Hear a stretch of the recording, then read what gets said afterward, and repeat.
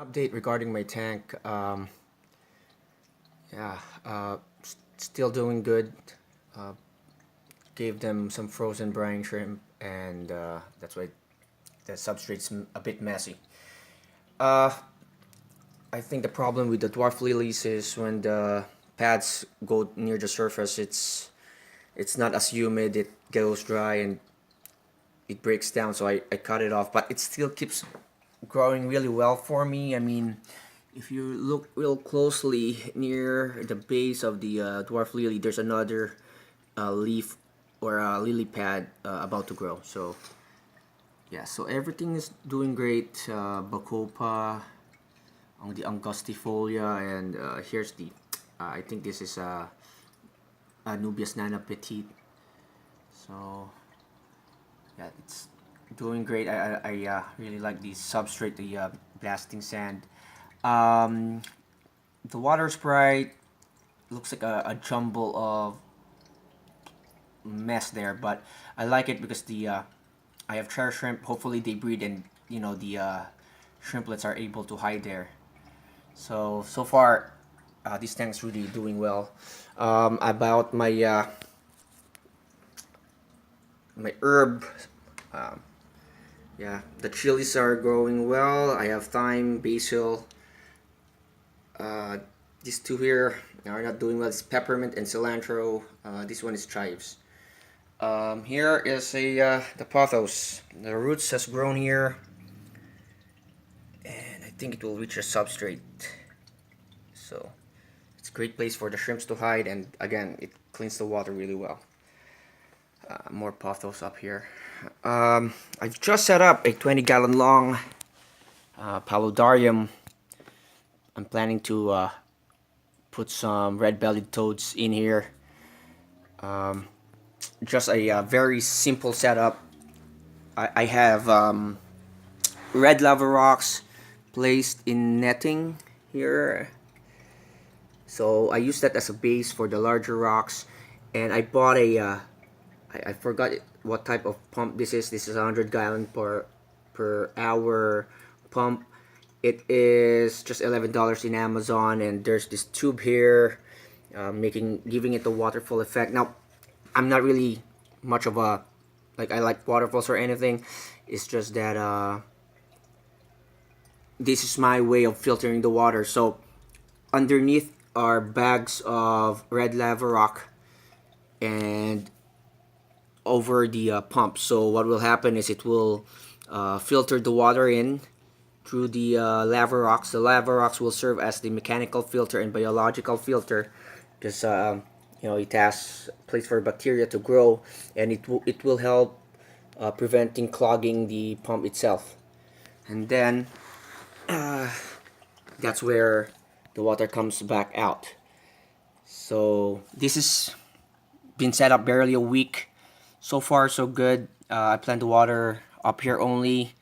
Not sure if I'm gonna add shrimps. If I am successful with my chair shrimps, I'll add shrimps here. I'm not sure about fish. Maybe just guppies. But we'll see. I have pothos, dwarf sage, and a single bacopa here. Hopefully they grow. I have a 100-watt Jaeger heater. I took a 100-watt because it hits the tank faster, turns off faster. So I think I'll be able to save water, energy or electricity with that.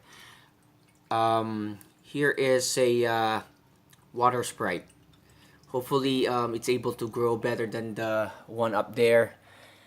Provide roots, and yeah, that's all. So far I've been cycling it. I've put some pond snails that are found here in my fish tank. I love these pond snails. I had them when I was still in the Philippines. They are just hitchhikers. They're free. They're perfect because they don't eat plants. They're good at cleaning up extra food. And what else? They have very soft shells. So what I do is when they get near the surface, I crush them. Fish eat their meat. The shrimp loves it also. And then their eggs. They have those clear jelly-like eggs, and they're eaten by shrimp and fish. So they're like an additional food source.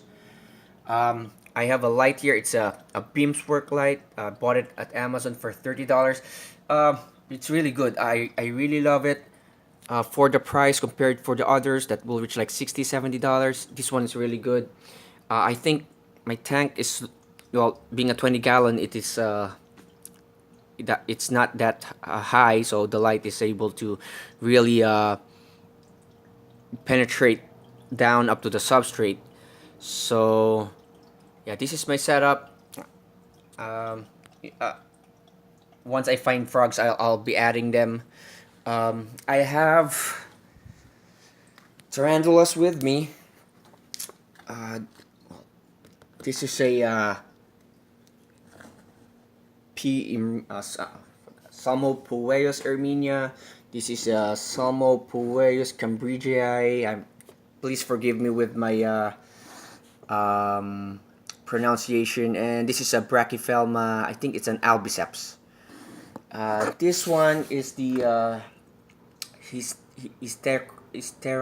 gigas, the Cameroon red baboon, which is a pet hole. Really, it's always down there. And the reason why I decided to set up a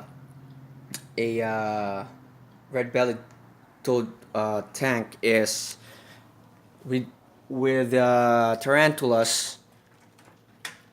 You only feed them once a week. I don't want to buy crickets because not only are they expensive, they are smelly, and I had experience taking care of another kind of feeder called Turkestan roaches or red runners, and they're the best for me. They don't climb, they don't fly, they're not as yucky looking compared to other roaches.